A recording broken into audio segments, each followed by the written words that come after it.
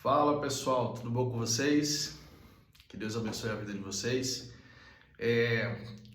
Vamos para mais uma aula, tá bom? Conteúdo maravilhoso que eu separei para vocês. A última aula a gente falou de algumas palavras, né? A origem etimológica, né? No português, no grego, voltando ao hebraico, voltando ao aramaico, que é a língua de Cristo. Vamos fazer a mesma coisa hoje, só que com a palavra pastor. Vejam que palavra forte, né? E a gente vai saber o significado dela na sua essência, na sua pureza. Porque quando a gente conhece a pureza, a essência, né? Como Deus fala ali, o ouro puro de Ofir, né? As vestes brancas, sem nenhuma mancha. Vinho novo em odre velho não dá certo. Tem que ser vinho novo em odre novo. Um remendo velho no remendo novo, num pano novo, também não dá certo. Então, as palavras, elas vieram ganhando significados, né? E aí, a gente não entende no literal da sua palavra. A comunicação, hoje em dia, no mundo, está muito difícil, muito difícil.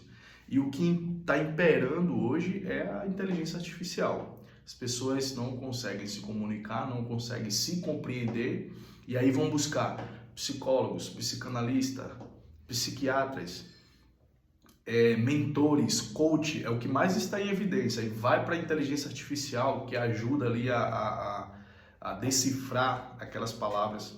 E nós não somos máquina, né? Nós precisamos entender na nossa mente que a melhor inteligência foi o nosso Senhor, Yahvé, que nos deu ela, tá? Nossa mente é surpreendente, é maravilhosa, poderosíssima, tá bom? Cria neurônios novos, conecta neurônios novos todo o tempo, tá bom? Vamos falar sobre a palavra pastor? Vamos. No significado hoje, o que é a palavra pastor? É aquele que pastoreia, aquele que guia o rebanho, que cuida das suas ovelhas, né? No português é isso mesmo, né? Também tratamos pastor como um guia espiritual, como uma autoridade, certo? Como um cabeça.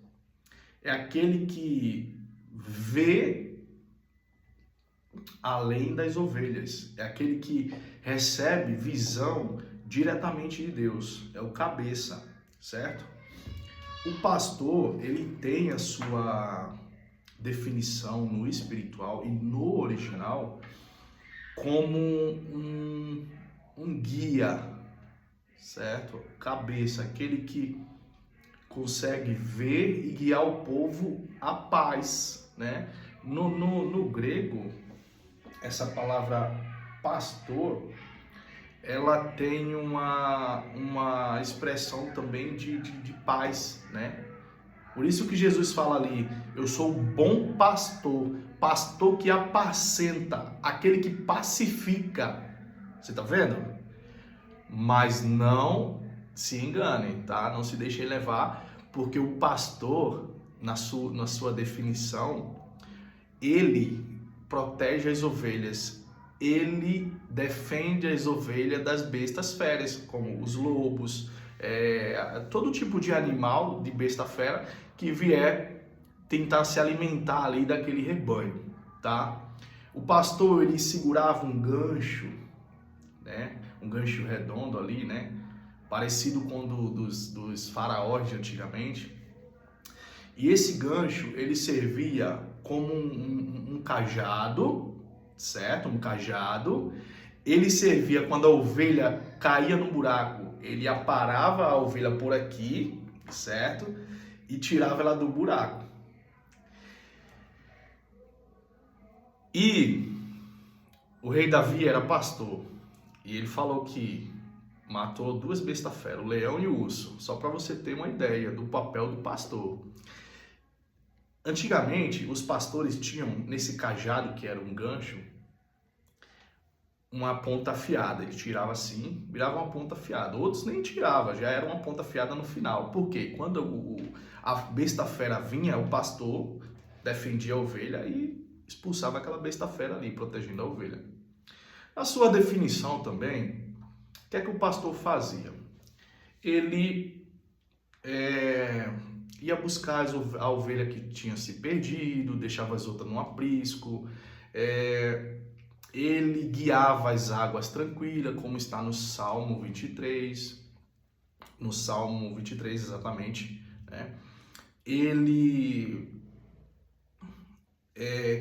passava por lugares esmo, né? Lugares que eram precipício ali, por montanhas, para poder levar as ovelhas ao pasto, né? As águas tranquilas, né? Por que águas tranquilas, fala ali naquele salmo? Porque a ovelha, ela se assusta com qualquer coisa. Então, se ela estava bebendo uma água ali, aquela água estava com muita correnteza, balançada, ela se assustava com seu próprio reflexo na água. Então, levava as águas tranquilas. E ela poderia até morrer do coração, só para você ter ideia. Quando uma ovelha, né, no lado mais poético aqui, quando uma ovelha fugia do seu rebanho, e aí ela corria risco, né, de ser devorada, ela vinha machucada, cheia de carrapicho, o pastor ia lá buscar ela, deixava as ovelhas no aprisco e tirava os carrapichos. Enquanto estava tirando aqueles carrapichos ali, tratando dela, a ovelha começava a morder o pastor, né? E aí você traz agora para o lado espiritual, né? O lado nosso aqui da igreja, né? Literalmente é assim que acontece. A gente vai tratando e vai levando as mordidinhas das ovelhas, que não sabe que está sendo tratada. Chegava a um ponto que a ovelha fugia tanto, estava tanto arriscando sua vida, que o pastor quebrava a patinha dela e atava. E aí ela tinha bastante tempo aí repousando e não fugia, né? E lá em Jó, Deus fala: eu mesmo firo e eu mesmo ato a ferida. Tá vendo como a Bíblia se conecta, a palavra de Deus se conecta? Então, vamos analisar o Salmo 23, como a gente falou. O Senhor é o meu pastor e nada me faltará. Não é assim que está escrito? Não, não é assim que está escrito. Vamos analisar o texto literal no aramaico, tá? No hebraico também. O aramaico, a diferença do aramaico para o hebraico é que o aramaico é a língua mais antiga, né, semita, e ela não tem vogal, né? É uma língua aerógrafa. E no hebraico ela já foi acrescentada as vogais, tá? No hebraico original não está escrito assim: o Senhor é meu pastor e nada me faltará. Por que não está escrito no aramaico e no hebraico? Porque hoje você vai ver que Deus é o nosso pastor, a gente tem Jesus como nosso pastor, mas falta alguma coisa, às vezes falta uma providência, às vezes falta uma cura, às vezes falta uma vontade nossa ali, e essa palavra ela não se encaixa. Já percebeu isso? Por quê? Porque essa palavra está equivocada. A tradução correta é: o Senhor é o meu pastor e não me faltará. A tradução, ela está dizendo: o Senhor é o meu pastor e ele não me faltará. Se Davi estivesse falando para outra pessoa, né, escrevendo o seu poema: o Senhor é o meu pastor e ele não me faltará. Quer dizer que Deus não vai faltar. Deus estará conosco. Davi era um pastor e ele dizia que Deus era o pastor dele e não faltaria, né? Davi era um poeta, ali também é uma das traduções para a palavra pastor. E ali ele escrevia os salmos, né? As poesias. E ele era pastor de ovelha, tinha muita experiência, e ele falou ali no seu verso ali, o homem segundo o coração de Deus, que o Senhor é o pastor dele e ele não faltará ao rei Davi. Então hoje, veja como essa palavra se encaixa: o Senhor é o meu pastor e não me faltará. Ainda que eu ande pelo vale da sombra da morte, não temerei mal algum, porque o Senhor está comigo. Tá vendo como se encaixa, como se entrelaça? É o Senhor que não vai faltar. Entendeu? Então se apega a essa palavra, porque é a palavra original. Veja como ela é esclarecedora. Jesus fala: o Senhor, eu sou o bom pastor, e o bom pastor dá a vida pelas ovelhas. Jesus deu a vida por nós. Ele é o bom pastor. Ao mesmo tempo, vamos falar do jovem rico, que ele falou assim: bom mestre, ele falou: bom é Deus. Jesus respondeu: bom é Deus. Veja, o nosso Deus é bom. Nosso Deus, o nosso Senhor é bom. Tem uma problemática aí que eu quero citar com vocês. Quando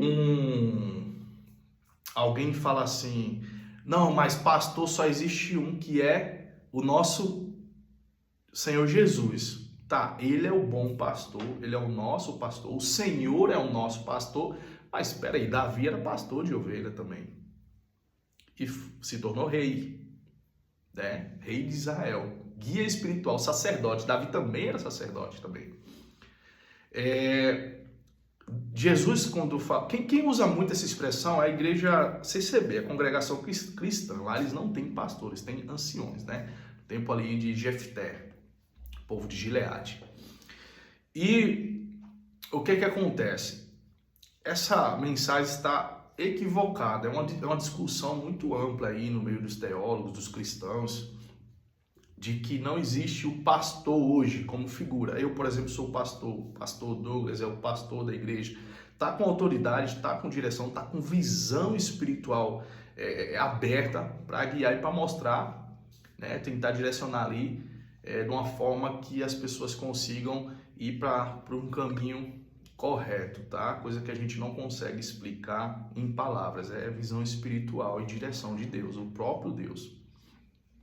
E aí Jesus falou, Pedro, tu me amas? Pedro, tu me amas? 3 vezes, Pedro, tu me amas? Pedro tinha negado Jesus 3 vezes, Jesus perguntou para ele 3 vezes se ele amava ele. Pedro falou, tu sabes, Senhor. Ele falou, apacenta as minhas ovelhas. Deus deu autoridade de pastoreio da igreja seguir ali sobre a vida de Pedro. Então, pastor é bíblico e é direcionado, instituído por Cristo, nosso Senhor. Agora, vamos ver a tradução nas consoantes aramaica. Olha só o que quer dizer. Ela tem aqui como sua letra, na sua inscrição, o reishi, é o reishi, eu vou mandar enviar para vocês aí. O reishi, ele significa o som de R, reishi, e a sua tradução, cabeça, ó, reishi, cabeça. Veja como faz sentido, o pastor como cabeça, Jesus como cabeça, né? Reishi, né, som de R. Aí depois ele tem a letra Vav, que é o prego, né? Prego, né? De pregar. Depois ele tem a sua próxima letra, o som de olho. Olho, olho, visão, tá vendo? Visão espiritual, visão. Aquele que observa, aquele que vigia. Não é assim? Jesus manda vigiar e orar, que o inimigo está ao redor, vigiar por causa dos lobos, dos ursos, dos leões, né? No mundo espiritual você está entendendo. Vigiar por causa do nosso adversário, o diabo. Ó, o cabeça, prego, olho. Aí vamos lá, a próxima letra aqui é a letra... é a letra Re. Tá no nome de Deus, né? Essa letra também, que tem o som de H. Re, que significa janela ou contemplar. Então vamos lá. É cabeça, tá? Cabeça, que é o reishi, cabeça. Aí veio o prego, que é a palavra... Veio o prego, cadê aqui? Cabeça. Aí veio o prego, que é o Vav, também está no nome de Deus, essa letra também tem o som de V. Aí depois vem o olho, que é o som de Ain, olho, a consoante Ain. E por último, nós temos aqui a letra Re, que é o H, janela. Tá vendo como essas palavras no seu original, elas dão um significado poderoso, porque cabeça, ó, cabeça, né? aquele que lidera, é o líder, né? Autoridade, né? Cabeça, né? Aí você vai juntar ali com coroa, tem muito significado, é muito lindo a palavra de Deus, tá? A história. Olho, visão, né? Esse é o significado da palavra pastor no aramaico. Tá bom, pessoal? Que Deus abençoe a vida de vocês, tá? E fiquem aqui com a gente para as próximas aulas, gente, tá bom? Conteúdo valiosíssimo, poderoso. Que Deus abençoe vocês. A paz do Senhor a todos, um abraço aí para todos, que Deus abençoe todo mundo, tá bom? E contem comigo, tá? Eu vou estar aqui na minha posição, trabalhando. A gente fez toda essa estrutura aqui, ó. Como vocês sabem que a gente se dedica, tá? Tá ali nosso projetorzinho que a gente trabalhamos junto aí no presencial, tá? Saudade de todos, amo todos vocês em Cristo Jesus, tá bom? Então, na próxima aula, eu pretendo, gente, a gente vai falar algumas palavras, tá? Mas agora, eu já ensinei para vocês como que faz a pesquisa da palavra original, tá? E a importância da pureza da palavra, né? No princípio era o verbo, era a palavra, né? A palavra era Deus, a palavra estava com Deus. Isso aí vocês já entenderam, gente. Então, eu vou aplicar uma pequena prova para vocês, tá? Que eu acredito que o conteúdo dessa aula tá muito bem explicativo, né? Eu acho que não tá com muita confusão, né? Tá bem claro. Se você tiver alguma dúvida, manda aqui para mim e eu vou esclarecer, tá bom? É bom vocês fazerem as suas perguntas antes, porque eu vou enviar a prova, tá? Vou enviar a prova para vocês fazerem e não vai ter mais dinâmica, tá? Eu tentei fazer uma dinâmica com você para provocar mesmo a chama ali e eu percebi que vocês ficaram um pouco reprimidos, tá? E a intenção não era essa, a intenção era provocar incendiar aí o fogo, né? Manter a chama acesa. Mas alguns ficaram um pouco reprimidos e aí eu vou ficar mais tranquilo. A aula vai seguir normalmente, sem dinâmica, sem muita dinâmica, que é para respeitar a condição de timidez de vocês, né? E eu peço perdão se falei alguma coisa que magoou, mas a intenção é provocar mesmo, entendeu? A intenção é mexer, balançar para poder cair os frutos, para poder vocês terem a coragem ali de se posicionar, de a gente continuar ali, entendeu? E eu pago meu preço por causa disso, mas tudo isso é para o bem de vocês e para cumprir a missão que Cristo colocou nas minhas mãos, que é de lecionar vocês, tá bom? Até a conclusão desse estágio, tá? Se por acaso alguém tiver ali aquele fogo de dizer, não, pastor, coloca a dinâmica, a gente volta com a dinâmica, mas você já sabe, é para provocar mesmo, é para, né? Eu vi ali o Alan ali se posicionou, alguns já se posicionaram, outros já ficaram calados e eu provoquei também. Então a intenção é essa, mas não levem para o lado mal, levem para o lado bom, que a intenção é ensinar vocês da melhor forma, da forma correta. Tem muita enganação no mundo, gente.